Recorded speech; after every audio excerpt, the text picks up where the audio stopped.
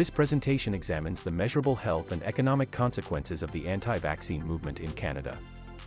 While vaccine hesitancy is not new, its acceleration since the COVID-19 pandemic has had significant repercussions for public health, productivity, and the economy at large.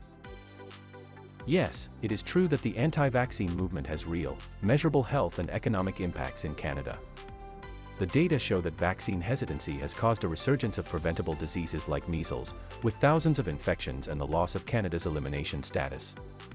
On the economic side, every infection adds costs to an already strained healthcare system, from outbreak management to lost productivity, reversing the billions in annual savings normally generated by vaccination programs. Combating misinformation is therefore both a public health and economic imperative.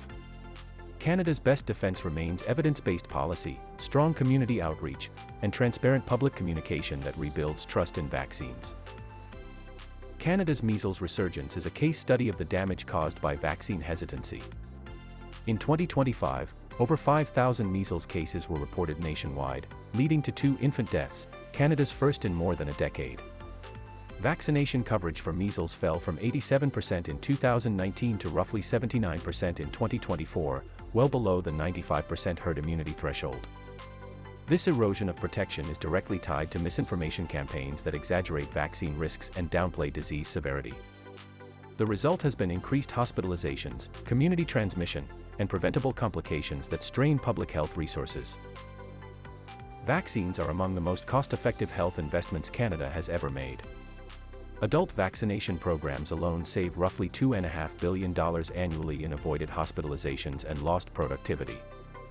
Childhood immunizations generate even higher returns. The 2-dose measles mumps rubella program produces an estimated $3.5 billion in direct savings and more than $7 billion in total societal benefit over time. When vaccine uptake drops, those savings vanish. Each measles case now costs about 44,000 Canadian dollars to contain through contact tracing, isolation, and treatment. That means the anti-vaccine movement turns a proven economic success, prevention, into a public finance liability. The connection between public health and fiscal stability is direct. Falling vaccination rates trigger new outbreaks, forcing governments to divert healthcare funds toward emergency responses instead of long-term investments. Parents miss work to care for sick children, healthcare staff are redeployed to outbreak management, and entire communities face disruptions to schooling and productivity. What was once a model of cost efficiency now consumes public money and human capital. The anti-vaccination movement, therefore, isn't just anti-science, it's anti-economy. The evidence leaves no doubt, the anti-vaccination movement has measurable, damaging effects on both Canada's health and its economy. Falling immunization rates have undone decades of disease control progress, leading to preventable outbreaks, hospitalizations, and tragic infant deaths.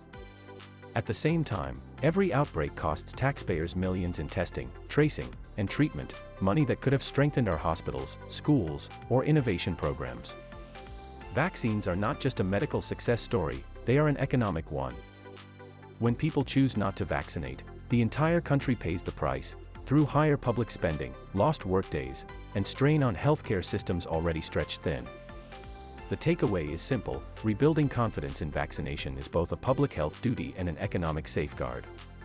By confronting misinformation with facts, community leadership, and transparency, Canada can once again protect both its people and its prosperity. The Angus Reid Institute contributed the polling evidence showing that a measurable share of Canadian parents is now more hesitant about routine childhood vaccines, which explains why uptake is slipping. The Public Health Agency of Canada contributed the official Canadian epidemiological picture, confirming that measles transmission increased because coverage fell below the level needed to protect the population. Toomey, M., and Ricciardi, W.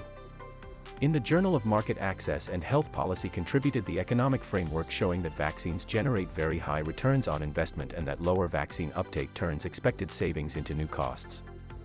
BBC News contributed international reporting confirming that Canada's loss of measles elimination status was newsworthy and directly linked to recent outbreaks. Reuters contributed up-to-date national-level confirmation that Canada's health authorities recognized and reported the loss of elimination status.